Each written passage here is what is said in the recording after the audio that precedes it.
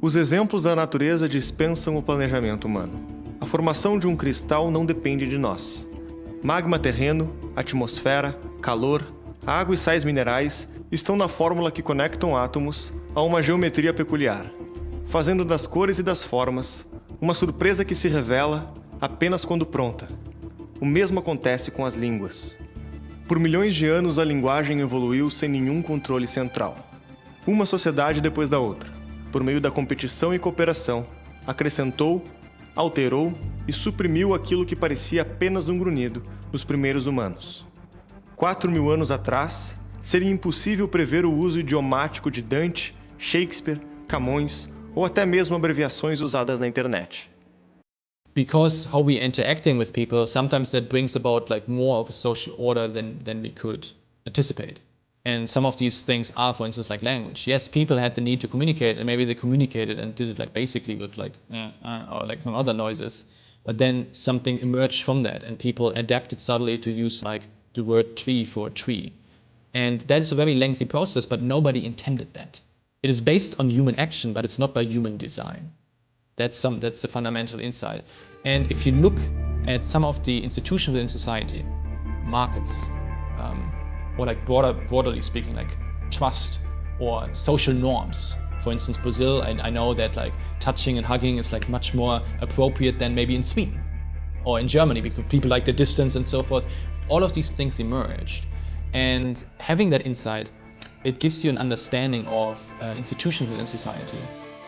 Muitas das maiores coisas que o homem alcançou não são o resultado do pensamento dirigido conscientemente, e ainda menos o produto do esforço deliberadamente coordenado de muitos indivíduos, mas de um processo no qual um indivíduo desempenha um papel que ele nunca pôde entender completamente.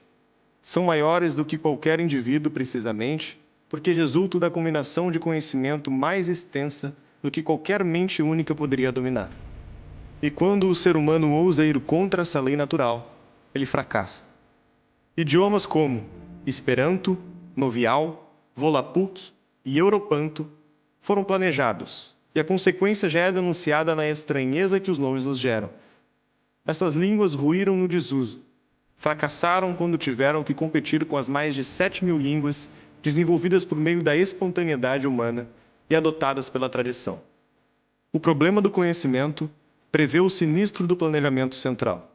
O conhecimento é fragmentado, limitado, imperfeito e disperso pelo universo. Uma única pessoa pode apenas deter uma pequena parte de todo o conhecimento disponível.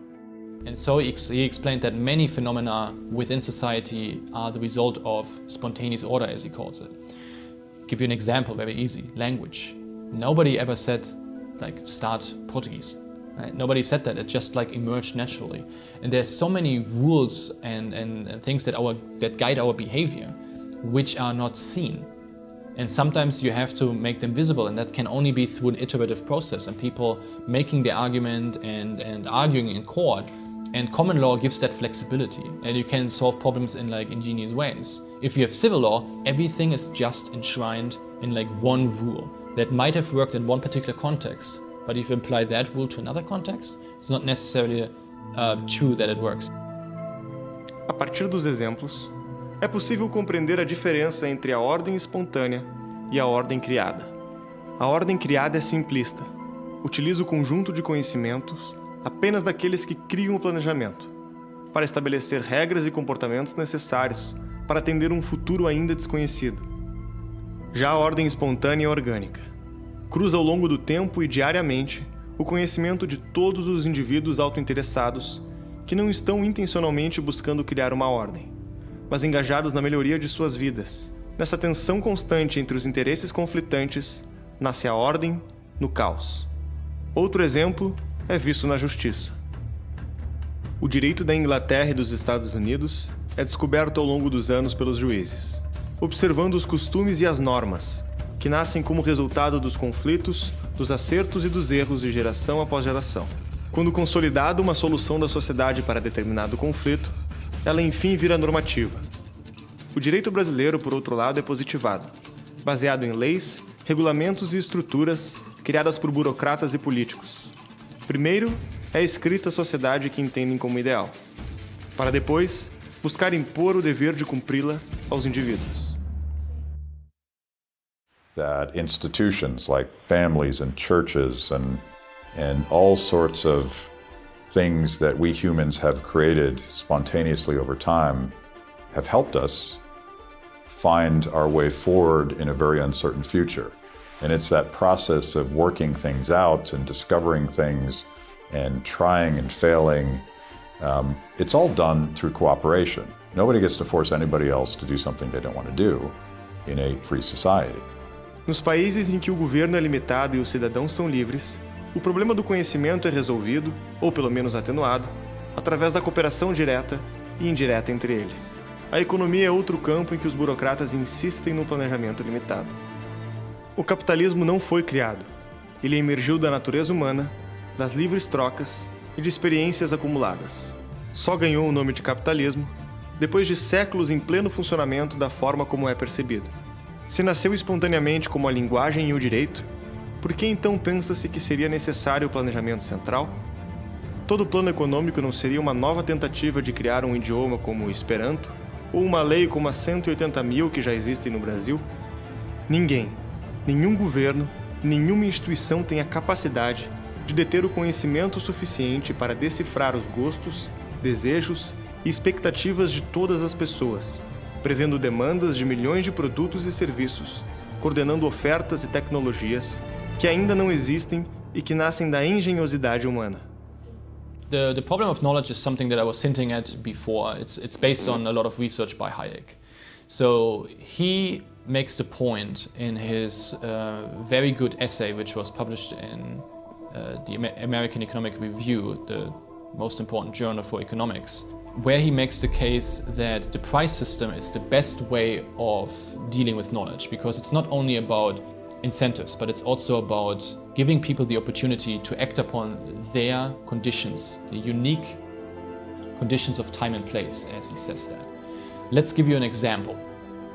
Let's say there is like a local market in Brazil, and only like one person knows that like many different people really like apples, and there's like no apples right there. But he knows like maybe like a cousin in a different town who has like a lot of apples. Because he has this knowledge and he has this contact to this individual, he can come over and like buy apples there and bring it to the other place.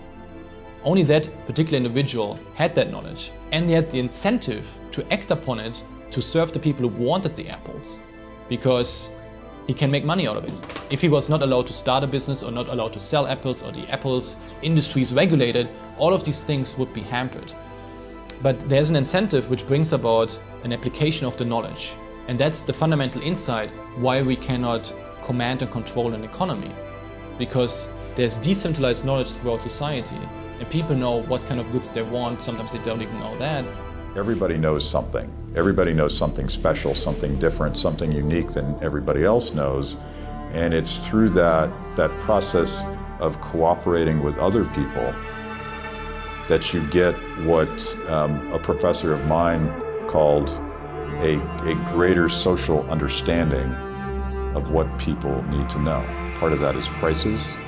Part of that is figuring out on an instantaneous basis, millions and millions of times a day, what the supply and demand of all the stuff we need or want. O mercado é composto por pessoas tentando resolver os seus problemas através de trocas voluntárias. Ninguém sabe mais sobre os seus próprios problemas, desejos e expectativas do que o próprio indivíduo que os vive.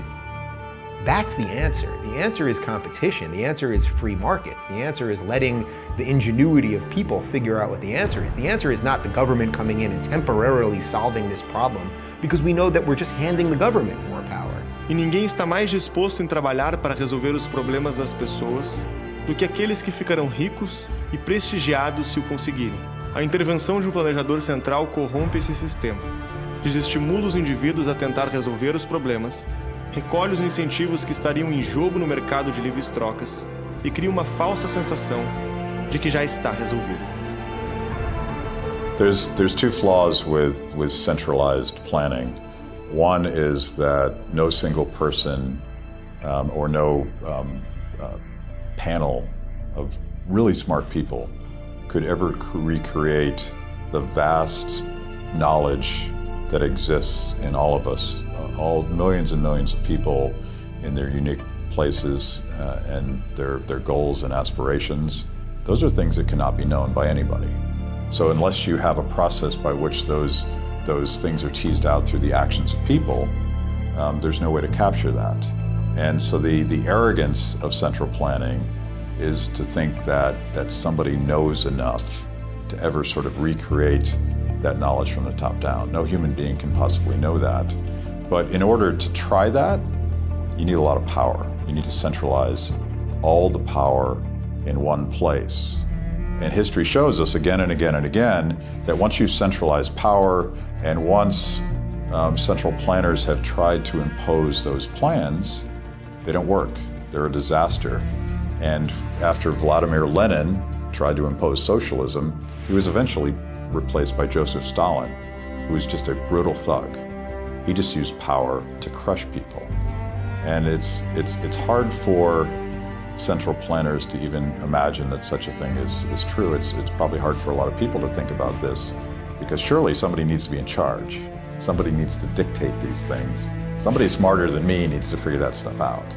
But there is nobody conceivable, no human being, that could ever know that much, because there's just an infinite amount of knowledge and information that's unique and dispersed and almost democratized across society. We need to let that happen. Centralizar decisões econômicas é trocar o alto interesse dos indivíduos que vivem os problemas pelos políticos auto-interessados nos seus próprios problemas. É trocar o conhecimento cruzado e acumulado por milhões de indivíduos pela escassez do conhecimento de poucos burocratas que decidem. É colocar a ignorância e o engessamento acima do potencial de criar riqueza.